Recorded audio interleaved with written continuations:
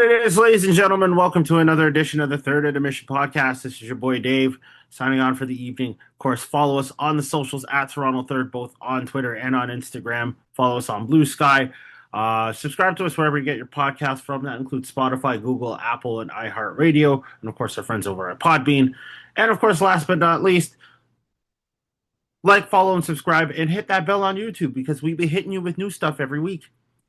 Anyways, just it me and of course the right hand of the king on the ones and twos here. Of course, just reeling from one of the most beautiful moments in football history. And no, I'm not talking about Paraguay rocking Germany in penalty kicks in the round of 32.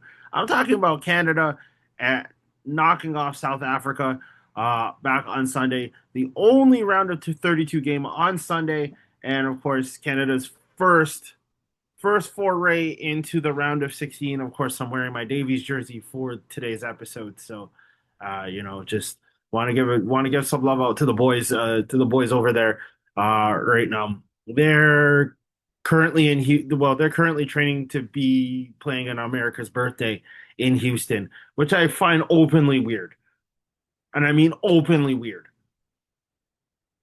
The FIFA scheduling of this was just I know I wrote about it. I wrote about this last week, but it does suck that I understand if Canada won their group, if they won Group B, they would play the rest of the games up until then in Vancouver. But Yeah, the fact that one of the hosts has to leave their nation just sucks. what was it? The first time in like 95 years that's ever happened? Yeah. That's insane. And you know what? Like, I understand, and it's like, oh, okay, you should have won your group. But again, you're a host nation playing in somebody else's backyard. That's like, and forgive me for using this analogy, that's like literally going to your best friend's house. That's just rude. That's just rude. You don't do that. You don't do that. Again, that's different people business. That's not our business. It's just We that's just something you don't do. we don't partake in that during intermission. We don't partake in them Exactly. and them things. Right? Yo, listen, we're Canadians. We don't steal another man's rhubarb, right? Like, just saying. Anyways, Avery, how are we feeling after this? And now that we're going into the round of 16 against potentially either the Dutch or the Moroccans on Mhm. July the 4th, what's the sense of like just feeling right now?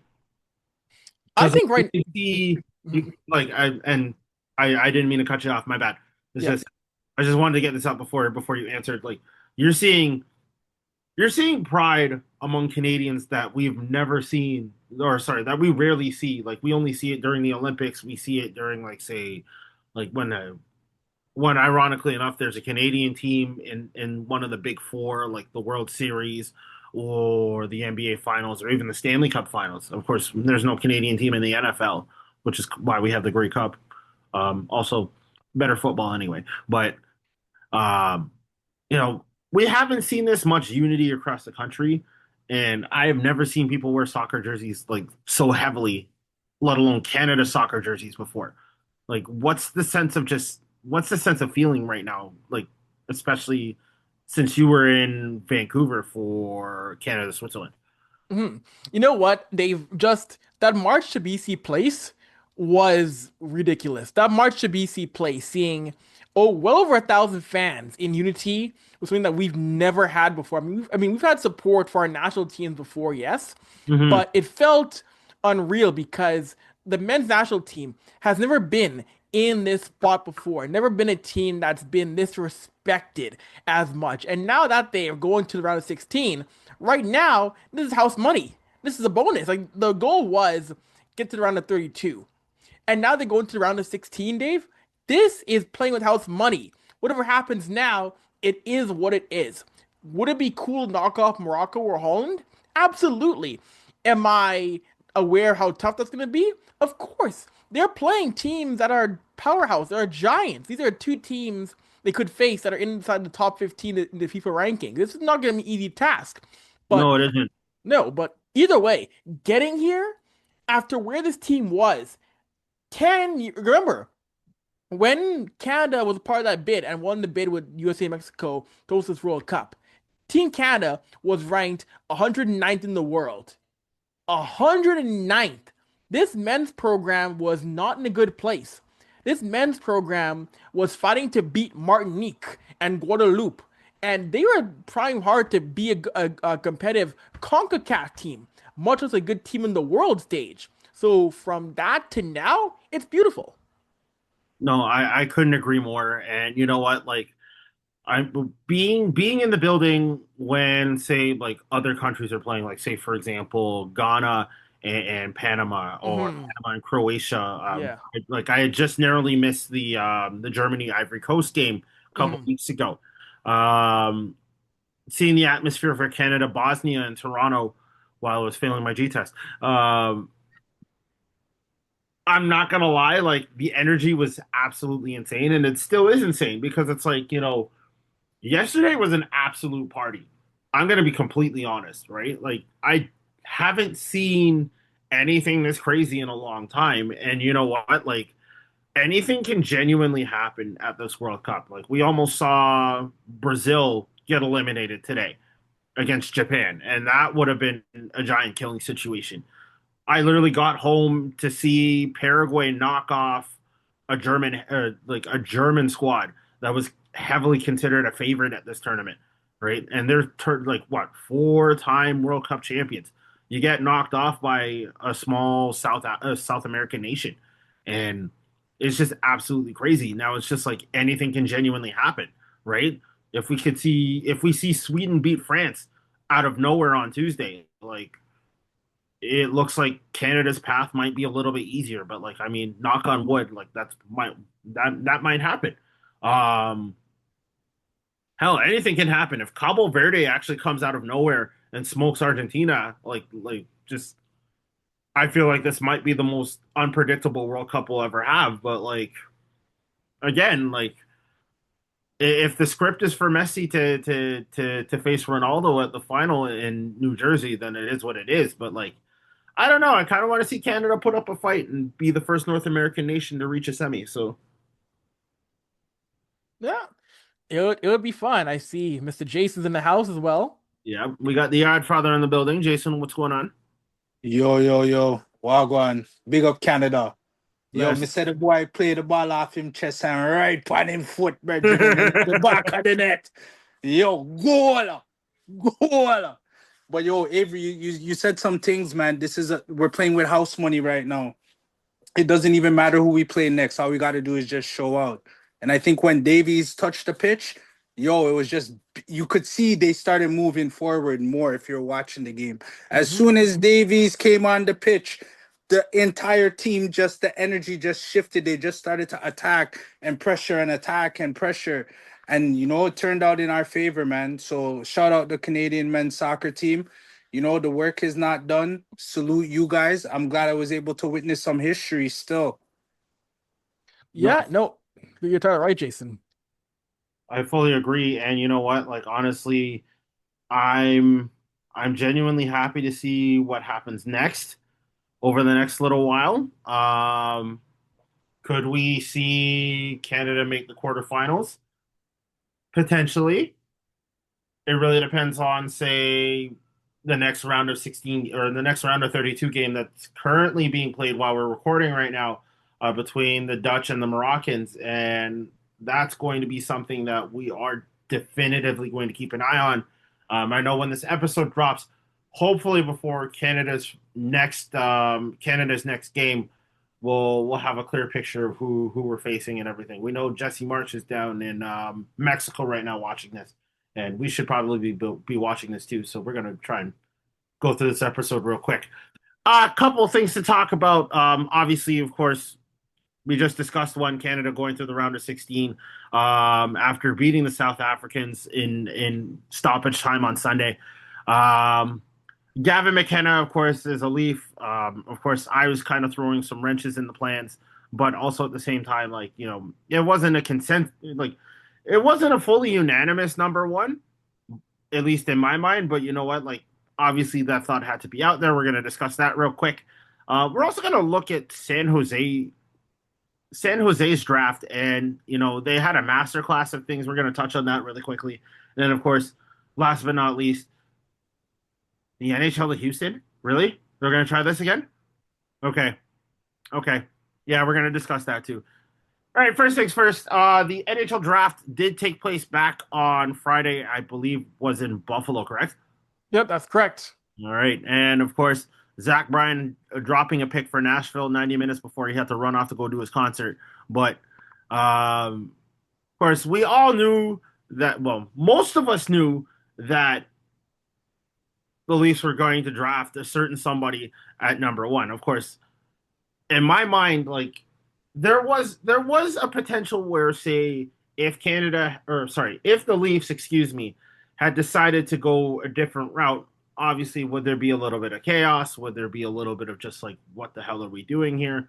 And essentially, that I guess that school of thought was just right there. And of course, as Leaf fans, it's like, if the Leafs screw up something, then like obviously we're never gonna hear the end of it. But the Leafs didn't do that. They drafted, of course, the number one overall pick in Gavin McKenna. Um, very happy for Leafs Nation. Of course, I'm very happy myself that we have someone that solid coming in at number one. Obviously, a very highly touted prospect coming out of Penn State. Of course, just missing out on the NCAA hockey championship. Uh, I, I could go on and on about this kid's stats and everything, but like just Avry, Jason. First things first, before both you guys kind of go off and explode. Um, how are we feeling about this pick? It was the right pick. It was. I know you're trying to. As He, Avery's muted real quick. he definitive guy you take. The best player in the draft. That's a guy you cannot pass on. We saw what he did at Penn State. We saw what he did in Medicine Hat. That was the guy you have to take 10 times out of 10. And I want to see where he's going to slot in now on this roster. And I think the big thing for Leafs right now is you don't have to rush him. You don't have to rush him or rely upon him to save your franchise. You still have Austin Matthews, William Nylander. You don't have to rush him right now. But watching him get picked, I gotta say as much, Dave, on the and Dave and Jason. Yo, if you're gonna have, I have no problems at all using Bieber in that pick. I have no problem at all. It was how they had Bieber used. The whole Mr. McKenna, we want to select you. Dude, what? Have him stick to the simple line of the Maple Leafs select from Penn State Gavin McKenna. No freestyling on that one. That was lame. Yeah, I kind of agree with that. Look, I mean, if you're gonna use a celebrity to draft a player, then like obviously the NBA needs to probably do the same thing. But at the same point in time, like that's just a little much. That's just a little bit too much, in my opinion. It turned in too much into the Bieber show when it should have been the Gavin McKenna moment, I felt. So Mhm. But it was nice for the Leafs to just unveil the phone call between Gavin and, of course, Matt Sundin, our senior executive advisor, and, of course, John Chayka, our general manager and vice president, I guess. But just, it was a very nice, poignant moment for the Leafs to reveal that and just, see the behind the scenes of everything, saying, like, hey, congratulations, you're a Maple Leaf and everything. Unfortunately, you have to throw a little celebrity in there, but like just that kind of just felt a little overkill, and it just feels like the NHL is kind of running ideas into the draft. Like, I guess I get that it's not supposed to be boring, but I don't feel like that was the right call to make. I mean, you could have chosen Will Arnett of all people, but like still, I don't know. That's just my opinion. Jason, how are you feeling about this pick? The pick was the right pick. That was a no-brainer. And I like what you said, like where you were talking about the phone call before, because I was on the plantation and I was watching on like I have live TV, so I was watching and I could see him start to like tear up and put his head down. And I figured those guys were calling him, but pertaining, and I thought that was a good look by the organization. But pertaining to the Justin Bieber thing, like he should have, like, to me, like, I get it, but then like he could have just said like how Avery said it, from Penn State, the Maple Leafs select with the first pick overall Gavin McKenna, instead of like we choose you. Like, come on, bro. Like, just have a little like class to the thing. Like, it kind of looked tacky. You know what I'm saying? It looked tacky. And I would have went with Michael Myers over Justin Bieber any day, bro.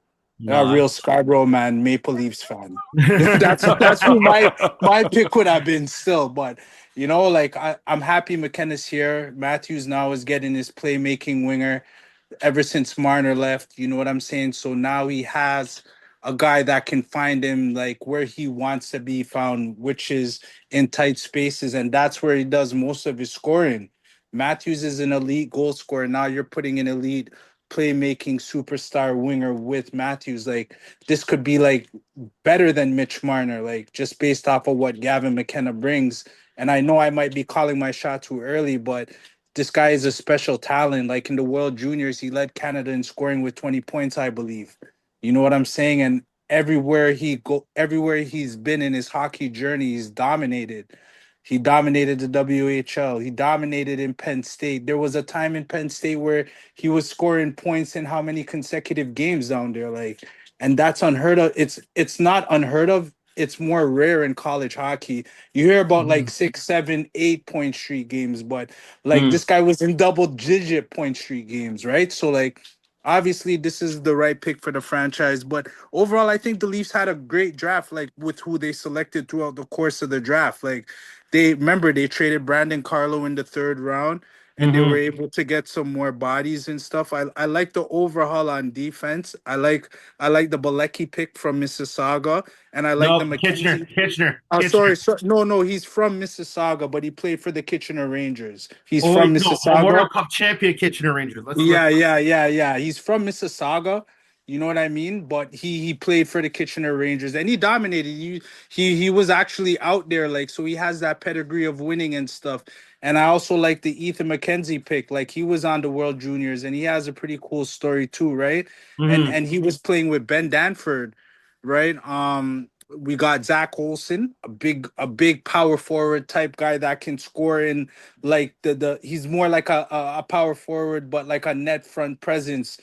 He was dominating where he was, so that's gonna be good for the Leafs in the future. They got a Swedish defenseman at 76. They got a couple of goalies. Like, I kind of like what they did. Like, as far as like how they went about it, they also got this Russian. They got a mean. Montreal thinks they got the best Russian. They didn't get the best Russian. This Russian we drafted at 161, the man says he likes to hit things, bro. That's pretty. Yo, give me this guy. If you look at him, he reminds me of what's that guy that Rocky fought in Rocky 4? Oh, Drago. Dragonov, like, Ivan yeah, Drago. yeah, Drago, bro. That's what this guy looks like, bro. So like, the future looks bright. I think Chaika did a great job of replenishing the prospect pool with youth. You know what I mean? And I want to see more of Nancy, that kid we drafted last draft too. So like, our future looks bright still. It looks bright. And shout out Jackson, who got drafted from the Cayman Islands to the Ottawa Senators. That was a good look still. The man was playing roller hockey, dog, like, in the Cayman Islands, and he's in the NHL. So salute him. And also there was a Samoan, I believe, that got drafted as well. So the Yo, we got bloodline, Samoans it's in not hockey just now. in, That's crazy. yeah, bro, it's not just pro wrestling, bro. It's in hockey. So overall, going back to McKenna, I'm happy, but I think this was a good draft overall for the Maple Leafs as a whole. They not only replenished the prospect pool, but they got off of Brandon Carlo for 2/3 to make those picks in the third round, which were very good picks, not reaches, but a lot of like insiders had those picks. Like, earlier on in the draft, as opposed to when the Leafs got them. So I think they had a good, like, if I had to rate the Leafs guys, I'll give them like, I'll give them a I want to say B plus, but I think like just based off of like how they drafted, I'll say a A, bro. I'll give them an A on the I draft feel still. that. I feel that. I feel that completely. They were the only team that actually had a solid draft. Um, let's talk about San Jose for a hot second because like San Jose had what three first round picks, They three or had four. four, but they traded one. Yeah, I think. Is that how it went? No. They had three. Was it three Avery or four? I can't remember. No, the trade for Kessling Mhm. yeah, was move back in the draft. yeah. I think. Okay, so I got that wrong. My bad. But the amount of picks that they had, and then of course also going for no, who picked up Stenberg? It was San Jose, right? San Jose got Stenberg. They Yeah, got Verhoff. yeah. Mike Greer is a genius, bro. And Yo, they got Ryan Lynn. G, no, So no, literally no pun intended, but he's a like the G. genius.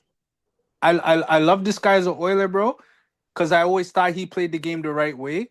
Like Mm. he wasn't scoring 97 goals. He wasn't a Connor McDavid or one of those guys. But that He guy for wasn't a me Ryan was Smith like a either, but like he was a solid dude. yeah, he was a great role player, like a good locker room energy and presence, and a guy that you could definitely lean on. You know what I mean?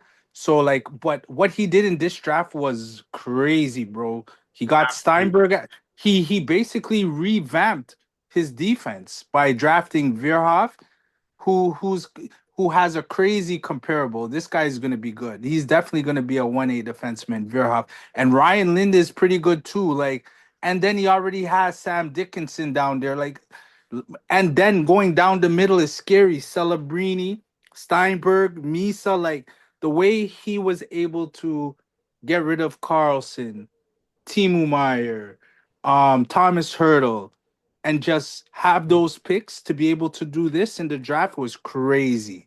For So real. crazy, bro. So shout out Mike Greer because the Sharks are gonna be scary in the future. They're gonna be so scary, bro. Yo, could we Celebrity actually see? Steinberg. Could we actually see a San Jose Stanley Cup within the next couple of years, depending on how this team's gonna do? See, I'm interested. That's one of the teams I'm watching during free agency because Yeah. where they are, like financially, like they got to spend some money. Mm-hmm. You know what I want to see how Mike Greer is gonna spend the money. You know what I'm saying? Like, I never thought Greer was gonna get off of Eklund because Eklund was so good in San Jose. You know Mm-hmm. what I mean? Playing with Celebrini and Smith and stuff like that. He was so good, but to see him come off that and yeah, bro, like the Sharks definitely have a chance if they spend money to just add like more vet like Tyler Toffoli type pieces. You Mm-hmm. know, winners with the championship pedigree that's been there before, that sniffed it, that's one. Like how he has Orlov on the back end. I don't know if he's gonna bring back Dmitry Orlov, but that would be a good defenseman that you could use to kind of groom these young guys coming up. You know what I mean? So if Greer spends money and acquires some pieces that can help these younger guys push forward, they're gonna be a scary team for years to come, bro. Again, like I would love to see that happen. Of course, Avery, how are you good now? Like, yo, can we actually ask you some questions, or like, are we gonna hear garbling and just nothing? I should be good now. All right. Anyways, just catching up on things. Of course, we were talking about the draft before you ended up disappearing. Um, how do you feel about Mike Greer's masterclass in this year's draft? With say Steinberg, Veerhoff, and just a whole assortment of picks. I would say one thing Mike Greer has done a really good job at is achieving young assets. And what he's going to do with them now, I'm very curious about to see. If he can turn them into pieces that can fit in with guys like Will Smith, like Maxim Celebrini, the Sounding Sharks are going to be a very straight team in the Western Conference for a long time to come. I know you guys mentioned could they be a cup team in a couple of years? Maybe not a couple of years, but I think definitely they could be a team to threaten, say, a plus series win a couple of rounds, and maybe in 3 years, then this is a cup contending team. But yeah, what Mike Greer is, I remember when Mike Greer was first hired in San Jose, after his first kind of hiccups and stumbles, people were suggesting, oh, you know what, Greer is meant to be a GM. He isn't making it work. But surprise, surprise, you give him some time, he finds a way to work, and he's done a phenomenal job in the Bay Area, guys. I have to say, like, and unfortunately, this is gonna piss off some people, but I really don't care. Black people are doing the job that white people should have been doing in the first place. Just saying. Anyways, very happy to see that. Also, I'm a little upset with Buffalo. You had Chase Reed on the board, and you nuppied your way into, quite frankly, one of the worst picks within the top five. Go Of shower. Go shower. um, it, you had Chase Reed on the board, and you picked Daxon Rudolph of all players. Why? It could be worse. You could be Chicago and have no picks in the first round. Oh damn! Troy's in the building.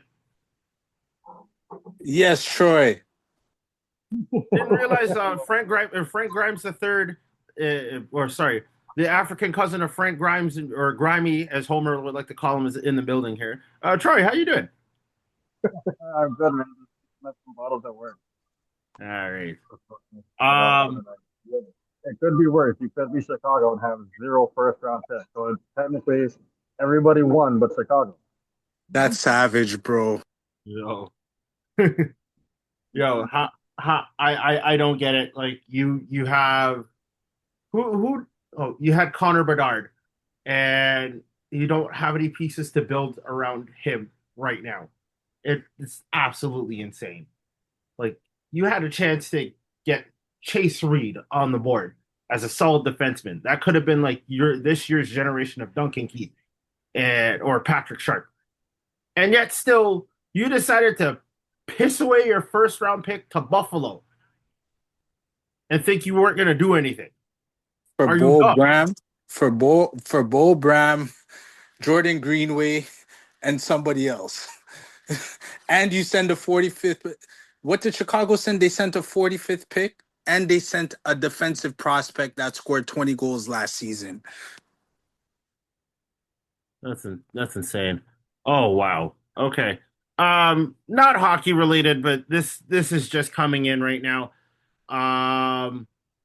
The NBA is reporting that there is a massive trade package on Toronto's end for Kawhi Leonard. I know this isn't a hockey related topic, but like this is also huge news considering that Leonard and the Raptors might be potentially getting married again. This is what the potential package looks like. Are you guys ready for this? Yeah. Brandon Ingram, Grady Dick, Trace Jackson Davis, who they just picked up his option, the team option on earlier today. Jamison Battle, a 28 first rounder, and a 29 first round pick swap. And this is potentially for Kawhi Leonard. Yeah, you got to do that deal, bro. You got to Again, do that deal. You want to give them battle though? I'm fine with everybody else, but like, you want to give them battle? I We're gonna don't have want to to, give them battle. Troy. I don't want to give them battle, but I want to win. I don't want to give them back. This is like the same thing like with Matthew Nyes, bro. Oh, trade Nyes for Rowinski and this and that. I don't want to give up Nyes, but then at the same time I want to win, but I don't want to give up Nyes. It's one of those. I know battle is not equivalent to Matthew Nyes. I'm not saying No, that. no. But like, He's a good young roster player that you'd want to keep on your bench that could, shoot the three like exceptionally well, and he has perimeter defense, a little bit perimeter defense. He's tall, he's long. You know what I mean? So like you just don't want to get. And a lot of people, they've like this is like a two-sided sword. I don't know how you guys, but a lot of people are still bitter about the way the man left. I know the man said he's only here for a year, bro, but you came here, bro. You won us over. You brought us to a place we never been. You gave us the shot, bro, in game 7 against Philly, bro. You took us through Milwaukee, bro. And you brought us to a place we never been before. That Raptors parade was serious, bro. It I'm wasn't telling you it, right now, it was serious, bro. Like a lot of people are bitter because Kawhi left that way, bro. But like I think a lot of people would embrace it now because he not only improves the Raptors, but he's still Kawhi Leonard. He can take over any game when he wants to. I'm gonna You know say what I mean? right now, like the ripple effect from 2019 is still being felt to this day, and we are 8 years past that. Like we have seen 8 different champions And we have seen 4, if not 5 different Raptor players that have gone on to either win championships, win massive accolades, or land like extensively stupid contracts. For example, Fred VanVleet secured the bag in Houston. Danny Green won his 3rd NBA title with the Lakers. Kyle Lowry went to the NBA Finals with Jimmy Butler. I don't think most guys can say that, right? OG Anunoby, Defensive Player of the Year, or sorry, All Defensive Second Team, NBA champion with the New York Knicks. Pascal Siakam, Eastern Conference Finals MVP. Literally one game shy of actually being a 2-time NBA champion. Norman Powell, NBA All Star with the Miami Heat, and there's talk of him potentially leaving. Like the list can go on and on. Like the amount of like say Raptors alumni from that championship roster alone is still being rippled into the NBA as we speak, and it's like you have never seen anything like that. I mean, you don't have as much parity in the NHL as you do in the NBA, and I like obviously I want to tie this back to everything here. But at the same point in time, it's like it's creating such a massive just frequency shift in the NBA alone where it's like we're seeing multiple different champions, and it's not talked about that like say the 2019 Toronto Raptors was essentially one of if not the most stacked teams in all of in all of NBA lore within say this particular century alone. I mean, yes, you could argue Golden State was one of the best teams out there, but like you had practically 4 All-Stars, right? You had 4 All Stars in Klay Thompson, Steph Curry, uh, Andre Iguodala, and Draymond Green, and then you added Kevin Durant at one point or another. You added DeMarcus Cousins. You added Anderson Varejao. You had a whole host of names. You even had Andrew Wiggins on that team back in like 2022, and yet still that team barely gets talked about as much. The Boston team barely gets talked about that much. Same with the Denver team that won. You know, like there was a massive ripple effect on that particular Raptors title that I don't even know if like say like it's so mind boggling to think that like say a team that won 8 years ago is still causing havoc in the NBA. It's still causing havoc in the Big Four right now because it's like Toronto winning that championship, that Toronto winning the NBA title that year really did a number on Canadian sport, and it really did a number on the Leafs because it really exposed a lot of things that the Leafs organization had been doing, and you know I guess the lack of just not care, but the lack of passion that we're seeing from the Leafs organization right now. And now that they're trying to fix the problem, it's like, I don't know if it's too little too late in this situation, but you know, you never know what could happen.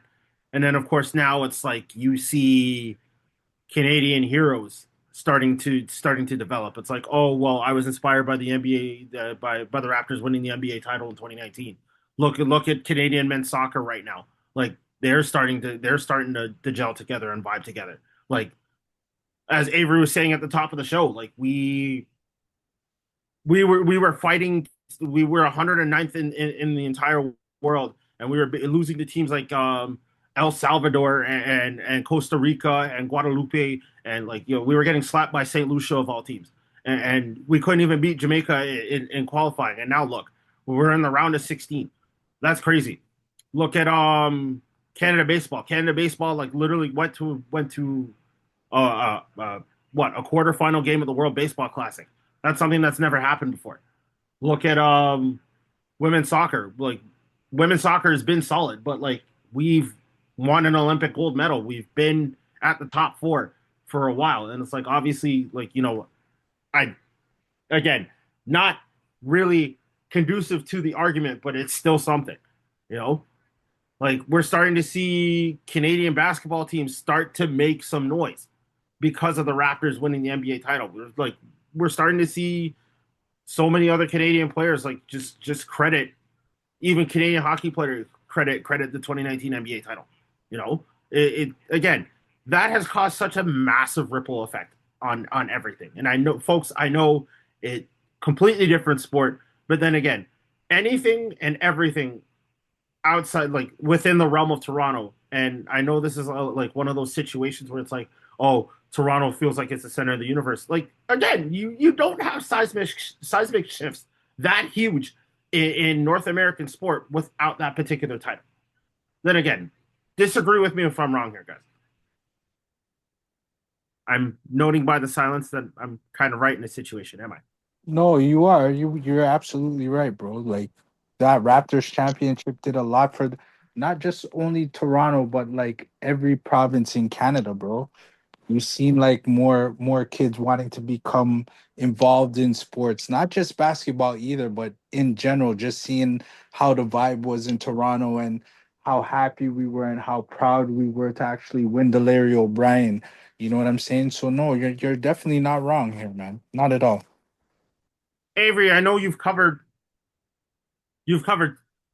nothing but hockey out in Edmonton, and now of course you're spidering into Canadian ball, you're spidering into soccer, or excuse me, football. You're also doing Canadian football as well, and everything. And it's just like, would you agree with that rant I just literally went off on for like a good 5 minutes? Right. Well, actually, well, first of all, don't apologize for saying soccer because soccer is a British term. It comes out of association football. So if people say if people back is calling soccer, tell them the Brits started on the term first. But also, but to your point and to you saying that you're right though. These teams like Canada Soccer, Raptors, they influence a lot in terms of getting people wanting to watch the sports and people wanting to be involved, be as a player, fan, whatever, whatever. And it'll be the same way with Canada when it comes to this World Cup, when it comes to where they finish. I mean, like I said when the show began, you play with house money. It's all sunshine and roses now. In fact, you're in the final 16. You know, you could get pumped up by Holland or Morocco, and you know what? There's still history either way. So This this is just a microcosm of things, and it's like obviously you want it to affect a particular hockey team that has not won since 1967. Does it do something? Hopefully. Will it do something? Who knows? At this rate, all I just want to see is a blue and white Stanley Cup banner dating either 2027 or 2028 in the rafters of the Big Bank Arena at some point. And I know it may sound crazy. I know it may sound delusional, but at this rate, the Leafs are going to be off the cup as of next year. And I say this almost every episode. The Leafs are going to be off the cup as of next season. If Toronto does not figure itself out, I'm sorry, but like the last time or the next time you want to see the Leafs on the cup, you're gonna have to either go to the Hockey Hall of Fame or like you're literally gonna have to search it up on Wikipedia and find or go on YouTube and find highlights from 1967 in black and white and grayscale because that's how serious this is. But hopefully, hopefully, a guy like Gavin comes through and causes some damage. That's all I'm gonna say. Last but not least, what the hell's going on here? Because hockey in Houston, really? Are we really doing this again after the Houston Aeros failed in the 1970s? Avery, I'm gonna let you field this one here. you know what? Yeah, what's the old saying? Money, money, money, money. Money talks, and it's come out. Formally, we are. I mean, it was an open secret that the NHL and Houston have been talking expansion, and also, if not Houston, Austin, Texas is in the mix. So if the league goes to Texas again, it'll be between Houston or Austin as expansion. It's not a matter of if. Expansion is when. So we know it's going to be in most likely stages of two teams at a time. Most likely Atlanta and either Houston or Austin coming into the league, make it a 34 team league, and eventually we'll get to 36. But yeah, I'm not surprised. A lot of money in Houston. They've been trying to get an NHL team for a very long time in that market. It's one of the larger markets in Texas without an NHL franchise. So it doesn't shock me one bit that they're going to try and keep going in getting to newer markets. And you know what? Hey, they still had HL hockey in Houston for many years. So it's a market that has been trying to get in the league for quite some time. And I would say, on my prediction for a timeline for expansion of 34, I would say no later than 2029. You get these two Canadians to make it 34 to the NHL. I'm gonna disagree and say that Kansas City should get a franchise over Houston first, only because it's like it's one of those markets where it's like you kind of need that, especially within the Midwest. And obviously there isn't. I know it isn't a hotbed for hockey, but of course, Kansas City, Missouri, or sorry, Kansas City, Missouri would be a great place to start, or even Kansas. Well, what's the capital of Kansas? What's the capital of the state of Kansas? I don't know anymore. American geography was never my forte, but then again, you know, American geography is never anybody's forte because nobody wants to get shot there. Anyways, all I'm saying is that Kansas City definitely deserves a hockey team over Houston right now. That's all that's kind of where my thinking is at, because it's like it's one of those big areas where it's just like, okay, yes, Houston does deserve an opportunity, but then of course like you're gonna have to throw another Eastern Conference team in the mix, right? And then where are you gonna put them? Like, are you gonna put them in Delaware? Are you gonna put them in like just, or are you going to have another Canadian team in Quebec City? Are we going to have a team in Halifax? Maybe, I don't know. But like again, even after the whole Atlanta situation, I would literally go Atlanta, Kansas City first, and then maybe Houston, and throw another Canadian team in the mix so you can have eight and you can have a full Canadian division right there. I don't know. That's just me. But Jason, what do you think? Unless No, in this, I never disappeared, bro. No, I'm with you, bro. Like your sentiments are on board, bro. I'm just watching this game right now, Dutch and Morocco. I'm not even gonna lie to you, bro. Yeah, I think we're all focused on that right now. Troy, do you have any thoughts, real quick, on the NHL potentially expanding in Texas? Unless he's on buckle duty again. Yeah. Troy, you there? Maybe you have to cut still. Yeah. All right. Well, and in that case, I think. Oh, hold on. He's coming back. He's coming back.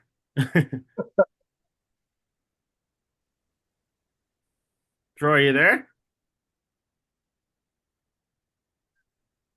Well, we think Troy is there. Oh, there he is. Now he's there. Yeah. All right, thank you. Have a good night. Good night. Sorry, you guys are asking me about Houston, relocating to Houston, right? Yeah, expansion. Expansion. Expansion, yes. Um, I think this time around they probably have more support and better ownership where they Mhm. can pull it off, especially in this day and age where you got to have NHL ready arenas with like the HD TVs and camera bays and stuff like that. I think especially if you're sharing a spot with the Houston Rockets. My understanding is that arena only needs a few more adjustments as opposed to having to build an entire new arena for this.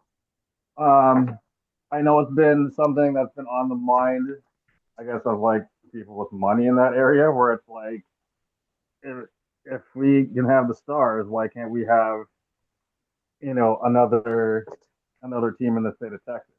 Because they're probably looking at it from the sense of there are multiple cities with multiple teams, so why can't we be one of them? Even though it doesn't snow in Texas. I mean, sometimes it does, but that's just nature saying, giving us the big middle finger, like, yeah, you've done enough, right there. But yeah, other than that, I think it could work. Um, I don't know. I think you gotta give it a try. Do some preseason games, exhibition games, or something over there. See what the turnout's like, and then just talk to the people out in Houston.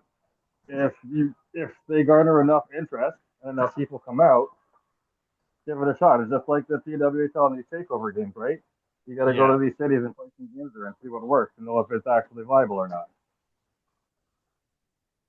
I agree with that. Honestly, again, for me, Atlanta, Kansas City first, Houston, and then maybe throw Hamilton a bone or throw Halifax a bone at this point.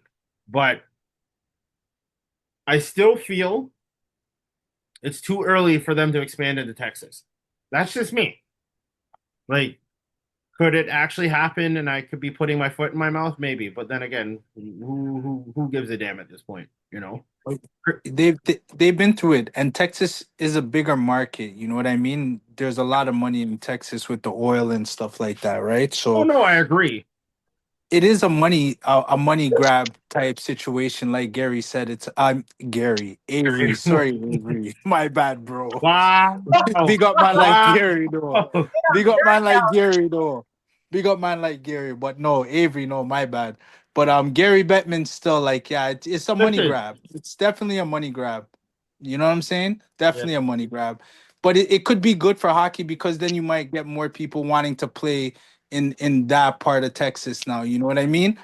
Like you'll get more people wanting to become involved, like you know what I mean, and hopefully it's able to open up like a situation where the minorities can enjoy the sport like how I enjoy the sport and like how Troy and Avery enjoy the sport, and all the other like mixed races and different nationalities enjoy the sport. So it could be a good thing if they do it properly. They had a lot of test runs and a lot of failures, but you don't get success unless you fail. You have to fail in order to become successful.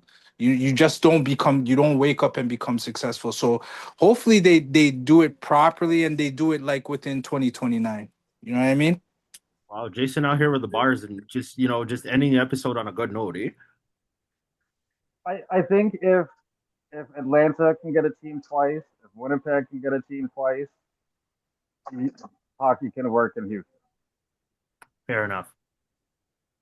All right, so that's pretty much it for tonight's episode. Kind of a good discussion, eh, boys? Yeah, absolutely. All right.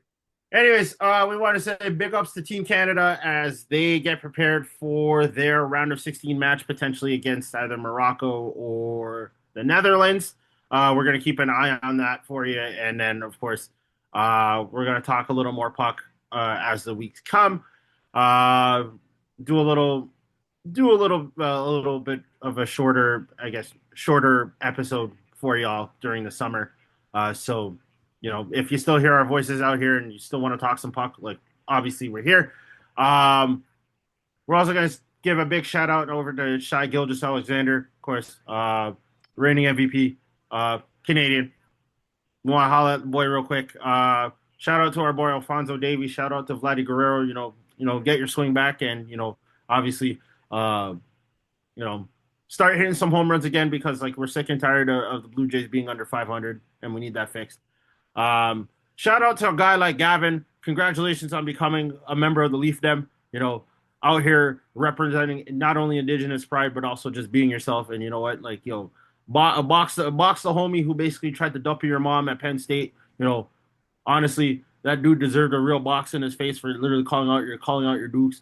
And equal rights, equal fights at this day. So at this day and age, Facts. that, And don't forget, the Leafs need that type of piss and vinegar in the lineup, bro. for real. Shout out to our boy Alexander Bilecki, of course. Like I said, Memorial Cup champion, OHL champion, with the Kitchener Rangers. Now a member of the Leaf Dem. Can't wait to see you in a Leafs jersey, or potentially a Marlies jersey, depending on what ends up happening. Maybe both. And of course, shout out to you, the listener, and the viewer. Thank you for letting us grace the space in between your head top. Of course, we can't do any of these episodes without you. So we're going to finish off this episode and go find out who Canada plays on America's birthday. So for Avry, Troy, Jason, and the whole crew, this is your boy Dave signing off for another edition of the Third Intermission podcast. Like I said, subscribe to us wherever you get your podcasts from. Make sure you like, follow, subscribe, and hit that bell on YouTube. Because once again, we be hitting you with new stuff every week. And of course, just follow us on the socials.